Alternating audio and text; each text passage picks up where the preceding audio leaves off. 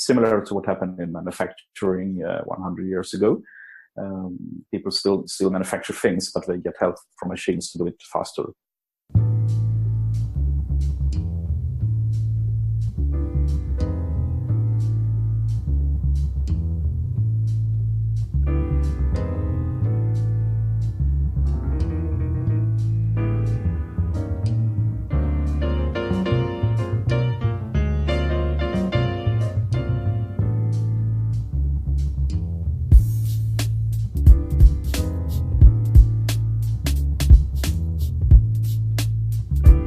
Hi everybody, and welcome to another episode of The Law of Business.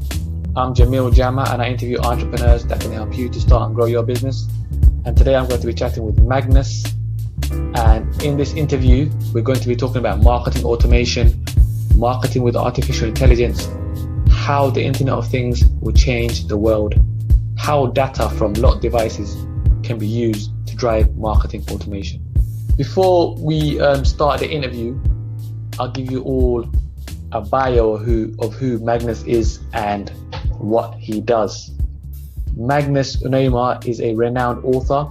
He's a global speaker and thought leader in the field of marketing automation, with a particular focus on advanced integration, marketing with artificial intelligence, and how data and insights from internet-connected devices can drive marketing automation logic. Magnus has spent the past 20 plus years in the global software industry, focusing on marketing the Internet of Things technology in the semiconductor chip industry. He co-founded an international software company that built and maintained a distributor network in 50 countries. He now concentrates his efforts on helping companies advance and grow their business by sharing his knowledge as an independent consultant. Magnus has published many popular books on internet marketing, marketing automation, entrepreneurship, and artificial intelligence. His latest book, released in 2018, is entitled Data-Driven Marketing with Artificial Intelligence: Harness the Power of Predictive Marketing and Machine Learning. Magnus currently resides in Sweden and is a sought-after speaker for seminars and conferences in Japan, South Korea, Taiwan, throughout Europe and the USA. He is also the founder and author of the blog www.unemyr.com/blog. Unemyr is spelt Unemyr. And that blog is a leading source for marketing, automation, and artificial intelligence. Magnus, thank you so much for being here. Thank you, Jamil. Nice to be here. Fantastic. Magnus, first of all, Magnus, I want to congratulate you with all the success you've had with your books and your other businesses. Thank you very much. It's a lot of hard work, obviously, but I think it's really worth the time I spent into it, and the books are a little bit like a hobby as well. I like to share my knowledge and help others as well. What's the weather in Sweden like right now? We have had an absolutely fantastic May. I think it has been the best May in 200 years. Today it's sunny and warm and blue skies, and we will have between 20 and 30 degrees Celsius for at least yet another week. So I think we have had the best summer in decades so far, even though the summer hasn't started yet even. So yeah, quite nice. Yeah, the weather's nice here as well. So Magnus, so you are author, global speaker, and thought leader in the field of marketing automation. So my first question for you, Magnus, is what is the difference between basic marketing automation and advanced marketing automation? Yes, it's a good question. First of all, I would like to say that marketing automation is probably different things to different people. Many people connect marketing automation with just sending a simple sequence of email. And to me, that is just email automation or a simple sequence of emails that are sent one by one.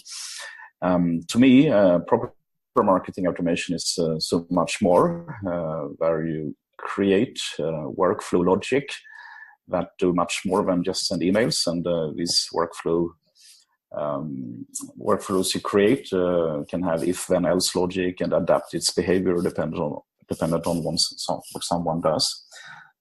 So, for example, dependent on if someone has visited a particular page on the website, dependent on if someone have opened or clicked an email, dependent on how someone watched the video clip on the website, we can respond differently. Likewise, if you have webinars, you may use a webinar platform to run your webinars. With a proper marketing automation system, you can integrate the attendee data such that the marketing automation system knows who enrolled in the webinar or signed up for the webinar. And it also knows who actually attended the webinar and who didn't. And dependent on that information, the marketing automation system can send different follow-up email sequences dependent on if someone attended or not. So with a little bit more advanced marketing automation, we do a lot more than just sending a sequence of, let's say, static emails, but rather we integrate data from other sources, and we can adapt and dynamically change the behavior of the workflow and nurturing using a marketing automation software. Sounds cool. So how can marketing automation be improved with integration to external data and systems? Do you get that question? Yes. So normally when we talk about marketing automation, we commercially available marketing automation systems know a lot about how people behave digitally. So it tracks the digital footprint, so it knows which pages on the website visitors come to. It knows which emails we open and what links in those emails we click. But that is data internal to the marketing automation system. And if we can actually integrate data from external systems, we can make the marketing automation system a lot smarter. So, for example, as mentioned before, if we use a webinar platform to host and run our webinars, then the marketing automation system can integrate to that and change dynamically the follow-up sequences dependent on if someone attended or not. If you are, for example, a software company and you sell either a software that you download into a PC and run it there, or if you have a cloud application, maybe you actually monitor how people use the software, and dependent on how people use the software, the marketing automation system may respond with different nurturing sequences or different onboarding sequences, for example. Just take an example. If someone is developing a software application for digital logistics or transport administration, the marketing automation system might know who sends the first parcel to Canada, or who has sent their first 1,000 parcels, or similar, and then the follow-up or onboarding nurturing logic can then adapt automatically dependent on information on how people behave outside of the website, but rather how people actually behave with external services as well. Will artificial intelligence disrupt marketing, and what can it do? And so one example of how AI can be used in marketing is email software. So normally when we send marketing emails, send a batch of emails at the same time, perhaps 100,000 emails to 100,000 recipients at the same time. But AI-powered email software could adjust the sending time for each individual recipient such that we send 100,000 emails at 100,000 different times. And the purpose of doing that would be to optimize the send time such that we get the highest possible chance of having the email being opened. But AI is actually entering any part of marketing, from chat robots to search engine optimization, content marketing, strategy. What about copywriting? E-commerce. What about copywriting? Yeah, there are even AI-based robots that can generate the copy itself. So nobody needs to learn marketing anymore. Is that what you're saying? I think we will still need to learn marketing, but marketing will be changed by AI, and I think that AI robots will handle all the analysis and repetitive tasks, and that leaves more time for marketeers to focus on things that can't currently be done by AI, and that is predominantly the creative side of things and the strategic side of things. So we can expect that the numerical analysis will be removed by AI robots, and that leaves more time for human work tasks. So now, can the smaller marketers compete with the bigger marketers now because of AI, artificial intelligence? I think that anyone that uses AI is having an advantage over those who doesn't. But AI runs on data, and the prerequisite to actually have a successful AI solution is that it has enough data to be trained on. So companies that have the most data is likely to have an advantage over companies with little data. Or data as in email addresses? Well, it depends on what the application does, but generally you need to have a lot of data to train the AI algorithm to do whatever it's supposed to do. And for example, is it cookies? Is it cookies? No. Take, for example, the application I mentioned before that optimizes the send time of emails. To work out the most optimal send time for each individual recipient, then you need to have a lot of data about how this particular recipient have responded in the past, or how similar recipients that look similar in some way have responded in the past. So it's not really about the size of the email list, but the amount of data you have on each person in that email list. In the case of optimizing the send time, for example. So data as in their name, their address, their phone number, what websites they visit. Visited. More about how they have behaved in the past. Behaviors in the past, as in the websites they visited. Yes, for example, or how they opened the emails in the past, or how similar other people behaved in the past as well.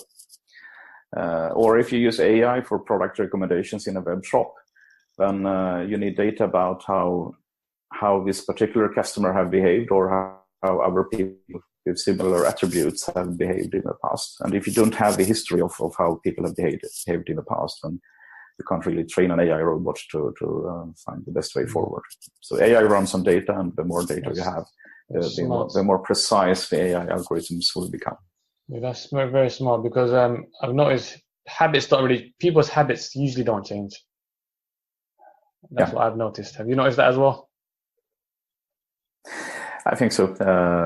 Well, it depends. They do change habits, but it's very hard. It's very hard to change habits. Most people, they don't change their habits. This is the good thing with AI, because an AI system learns from past experiences. And if people actually change their behavior, this change will be picked up by the AI algorithm, and the AI algorithm will retrain itself and change its behavior onwards. And that is what makes it AI. It is the capability to learn from past experiences and adapt over time automatically. Sounds great. So would AI take marketers' jobs? I'm sure AI will take some marketers' jobs, and that would probably be mostly those people who work with data analysis and repetitive tasks, as mentioned before. I do not think that AI will take all marketing jobs, but rather AI will augment marketers and relieve time such that we can focus more on the creative and strategic side of things. So we will get help to make our work faster, similar to what happened in manufacturing 100 years ago. People still manufacture things, but they get help from machines to do it faster. And something similar will happen with AI, I think. And how quickly will these changes take place, Magnus? I think that the AI revolution is happening incredibly fast, and I think 2018 will be the year where the world in the future will say that was the year when AI had its big breakthrough, not necessarily in marketing only, but I would say in any industry. So I think this year is the year when AI truly starts. Talking about AI marketing, and talking about manufacturing. Would there be an AI to develop products, like internet products? I'm sure there will be AI that assists developers in creating products. There will be AI in graphical design tools. There will be AI that assists in computer-aided design or CAD software for mechanical design. Would there be AI that builds websites and apps? There are already AI tools that can auto-generate websites, and I mentioned that in my last book. There are also conversion ratio optimization tools that knows how to change the layout and design of a landing page to make it generate more conversions. And those tools are using something called genetic algorithms. So an AI robot actually starts with a website design or a landing page design, and then it tries different approaches to button colors, button size, button positioning, what header text or header copy there should be, which imagery to use, how to lay out the design objects on the landing page. And then as it changes the layout and tries different approaches, it measures what changes were improving or not in terms of conversion ratio. And if you have enough traffic, you can, for example, auto-generate 10,000 versions of a landing page design, and over time it would become better and better, and have a much higher conversion ratio in the end. So we already have AI tools or AI robots that generate and optimize the landing page design to start with, but actually there are already tools that auto-generate complete website designs. Sounds interesting. So Magnus, when would someone need to develop, or when would I or someone need to develop their own AI software, artificial intelligence software? Yeah, so there are already many AI solutions out on the market, both for marketing and other purposes. So generally, you would not want to develop your own AI software to cover a use case that any company would need, such as optimizing the send time of emails or developing a chat robot on the website. So that is a generic problem that many companies need, and that is best addressed by just purchasing a standard solution that uses AI to create its service. However, if you want to find insights, valuable business insights from proprietary company internal databases that are very specific to your own company or your own industry, then you will probably have to develop your own AI software that harvests your databases for insights. And those insights can then trigger marketing automation logic, for example, starting to send certain email sequences to people who show or experience certain behavior patterns in some particular way. So as I mentioned, you may, for example, if you develop software for transport logistics, you may find certain shipping patterns that have some business value, and then an AI robot could detect those patterns for some certain people, and then trigger a marketing automation system to respond to those insights by sending specific email nurturing sequences that fits just those people who seem to have that behavior pattern, for example. So what technologies would transform marketing further after AI, after artificial intelligence? So currently, I would like to say that AI tools for marketing are mostly based on analyzing the behavior of people. So analyzing the behavior of customers or potential customers usually. That brings us to a potential size of audience for about 10 billion people on the planet. So that the amount of data generated by people are to some extent limited. McKinsey have made a report that says that there will be about 1 trillion internet-connected devices by 2025. So in just 6 or 7 years from now, we will have 1 trillion machines being internet-connected, and they will generate an enormous amount of data. And I think the next thing that will happen to marketing after AI is driving marketing automation logic from insights found in machine-generated data. So we can take 2 examples, one from the business-to-business situation and one from the business-to-consumer situation. So, for example, with AI, we can measure the vibrations and the heat on, for example, windmills. And with an AI solution, we can detect that a windmill is likely to break down 2 or 3 weeks into the future. And we could then let the marketing automation system send an email to those people who own such windmills that show the pattern of the windmill probably breaking down in 2 weeks' time, and we can offer them a service visit or spare parts in advance, even before the machine has actually broken down. In the consumer space, we can take, for example, weight watching clubs that may give a bathroom scale to the members.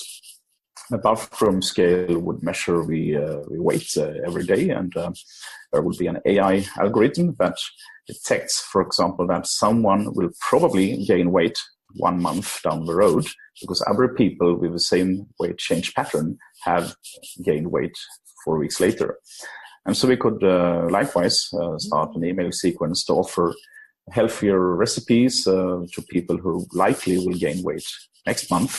Or if we run a food shop, we could actually change the food deliveries automatically dependent on the weight change patterns of the bathroom scale that is internet connected.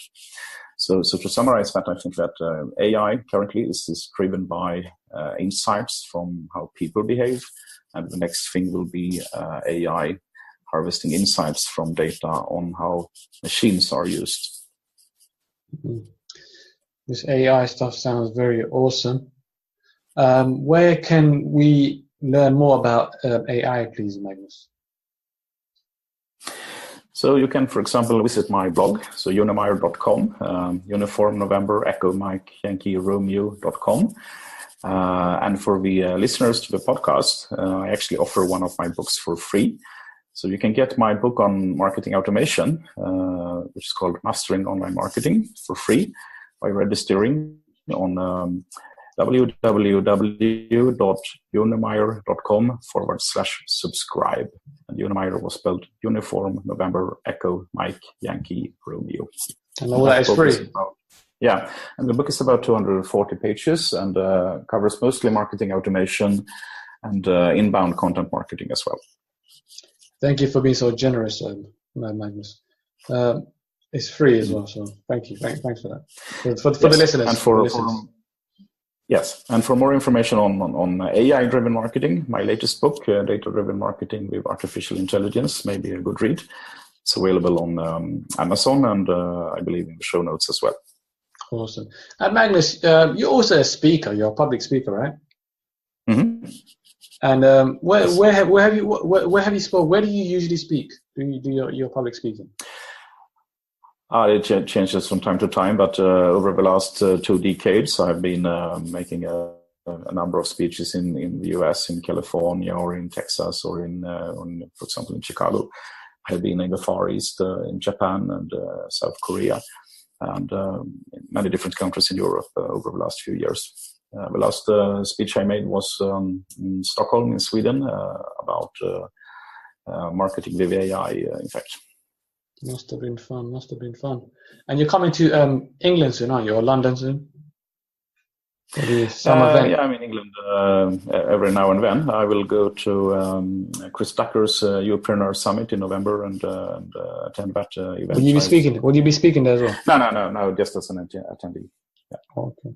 But that event is more towards solo entrepreneurs, and I think AI-driven marketing is slightly more to corporations rather than solo entrepreneurs. They should let you speak. Yeah, maybe some other time. Not this year, I think. Awesome. But it's an event to attend. Awesome. So Magnus, if anybody wanted to contact you, where can they contact you to learn more about you and artificial intelligence and your other books? So, I think the best place would be my website, unemyr.com, and I have a contact section with my email address and social media links there. So just visit unemyr.com and you will find my contact information there. Awesome. And Magnus, I'd like to thank you again for doing this interview. I learned a lot. Thank you, Jamil. We learned a lot. And I'd like to thank all the listeners for tuning in. If you know anybody that this interview will benefit, please share it with them. Please also let me know what you think in the comment section and subscribe. And I'm Jamil Jama. This is The Law of Business, and that was Magnus Neymar's interview. Thank you all very much for listening.